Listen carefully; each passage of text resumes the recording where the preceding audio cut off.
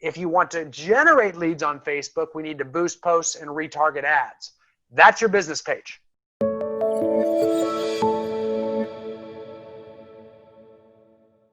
What you're saying about that communication, that form of communication, what we're doing via video now is so authentic and it's so personal, yet major professional as well. Oh, yeah. So it's really, really, I'd rather meet with agents than car salesmen any day. But totally. I'd love for them to meet with me virtually. It'd be a whole lot different experience. Yeah, and we all know now that using Zoom or something like Zoom is extremely easy, right? Yet it just impresses people now. So if you're out there with Joe Schmo Public and you can do this, even if you're not a techie person or you don't consider yourself one, you're going to come off looking like one. Absolutely. So it really makes you look more professional and much more tech savvy and able to represent them in this digital age, which is pretty cool. How about the other forms of technology that you're finding your top producers using? I mean, even the basic ones such as Facebook, Instagram, social media to the masses. Right. Yeah. That's Erica. This one will start to answer your question a little bit. You've been patient waiting for how do you generate business now. So. and by the way, you guys throw in questions. If you got questions, throw them in the comments in there. We are looking at them. So I appreciate that. So yeah, I think, one of the biggest shifts that we made the minute shelter in place started happening was like, hey man, if you're not in, social media, you better get there in a hurry. Right. And I'll tell you, Facebook almost broke that first month. I don't know if you remember that. Like, I think you're streaming this live right now onto Facebook. You couldn't do that the first 2 weeks. It would crash because Facebook, so many people moved to Facebook and started streaming on Facebook. It was just kicking things like Zoom off left and right. And that's what happened. Facebook's users just blew up and went through the roof because everybody went to Facebook. And guess what? Facebook is like crack. You're not getting off it very easy. So even if COVID does, calm down and doesn't resurge or whatever, we go back to life as normal, people that got used to Facebook are staying on Facebook. You know what I'm saying? So they're there. And as agents, we know it's a game of contacts. So we want to, as many people as we can know, as many contacts as we can make, the increased likelihood we're going to get more business. So why not be where people are? If you want to catch fish in the river, go to the smallest part where the river's rushing the most, like the Bear. That's where all the salmon are, and we're going to grab it all. They're over on Facebook right now. So if you want to catch the salmon, get over on Facebook.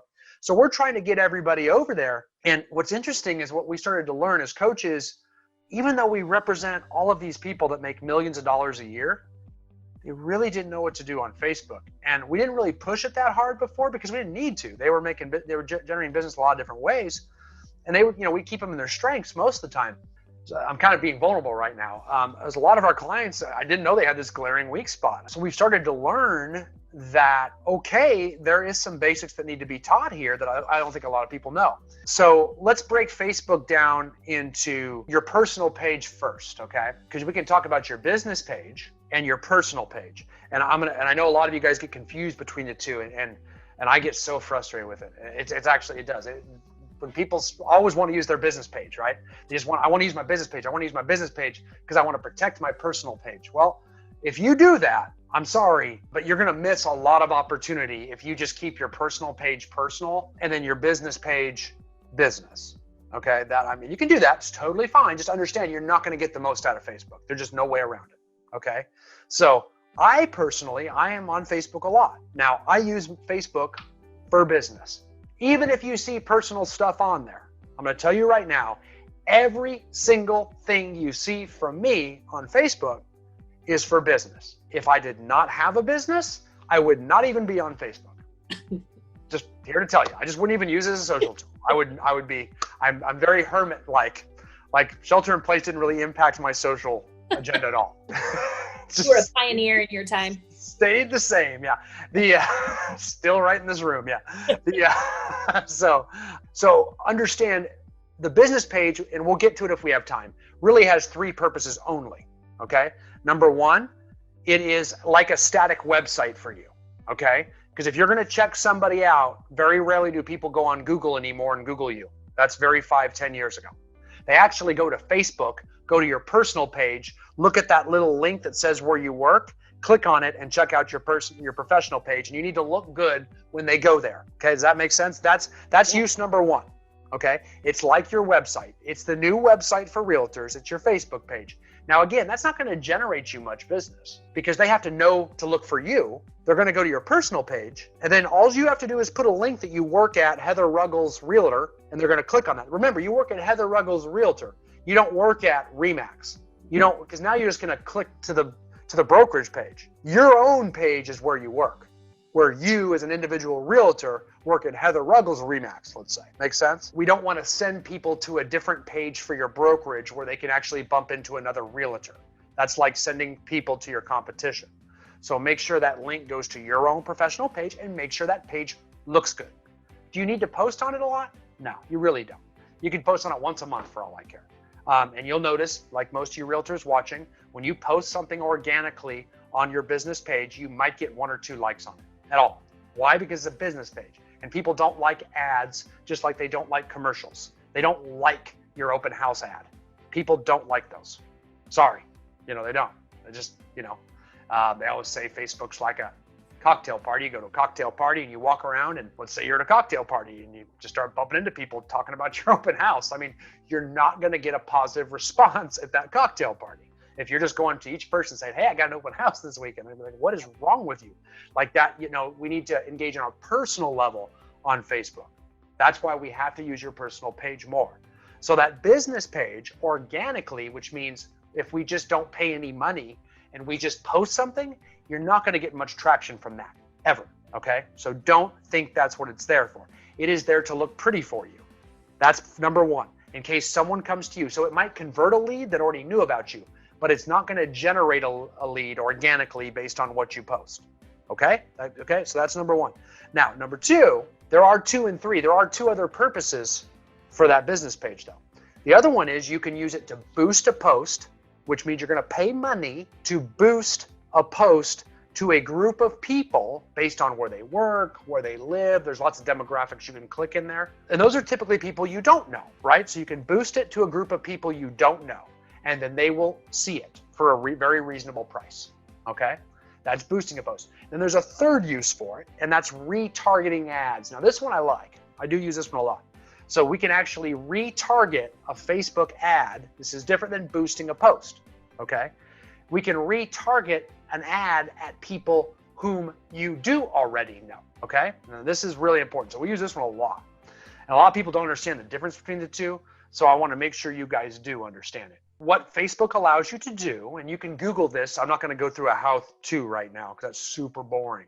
But you can Google how to retarget Facebook ads, okay? And there will be videos all over the place on how to do that with screen shares and clicking, okay? But what that is you're going to take a database of people you know. The 2 most popular databases would be your sphere of influence, all the people you do know, and you can import them up into Facebook, and then you can run an ad to retarget back at those people whom you already know, who you gave to Facebook, right?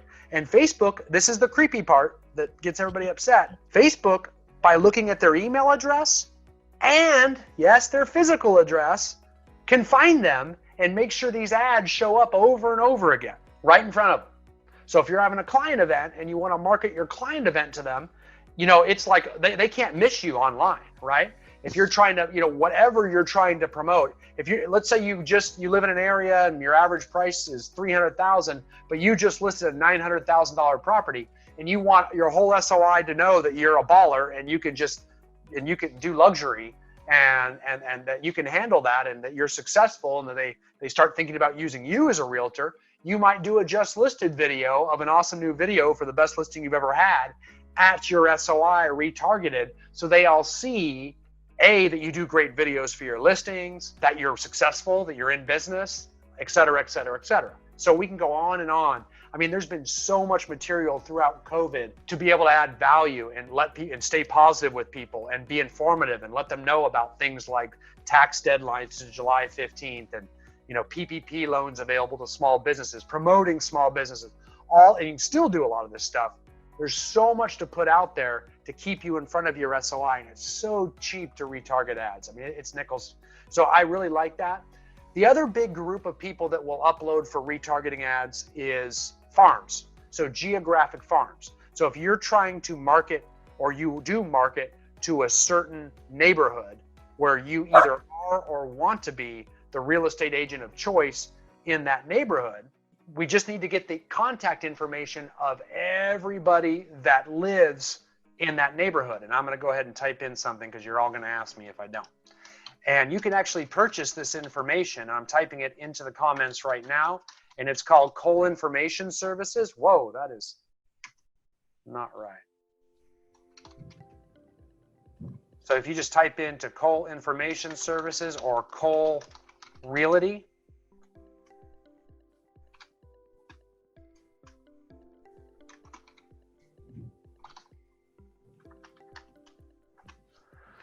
I just typed it in there. You can actually buy a database for about $300. As many databases, $300 will get you anything you want in your city. If that makes sense. So it'll give you all the people and physical addresses pretty much in a neighborhood. And then you probably get 50% of their emails and about 50% of their mobile phone numbers, as creepy as that is. Can't do that if you're in Canada. Canada has very strict laws about that kind of stuff.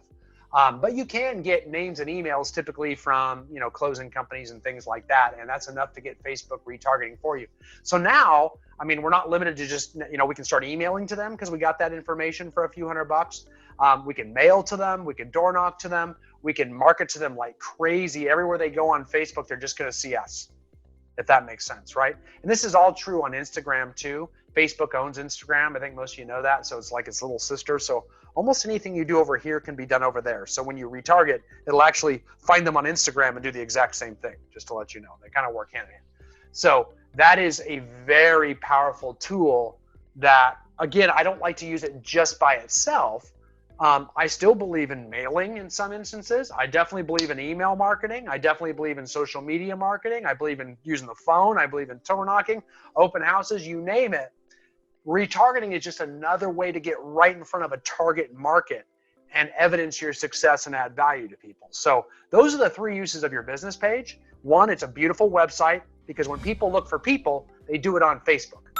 Okay? When people look for other stuff, they might do it on Google. But they're going to find your personal page. They're going to look for that link. They're going to click on it, and you got to look good when they go there if you want to convert the lead. It won't generate the lead, but it'll help you convert the lead. If you want to generate leads on Facebook, we need to boost posts and retarget ads. That's your business page. Don't use it to organically post, okay? Organic posting, and this is where the real money's at, guys, is on your personal page.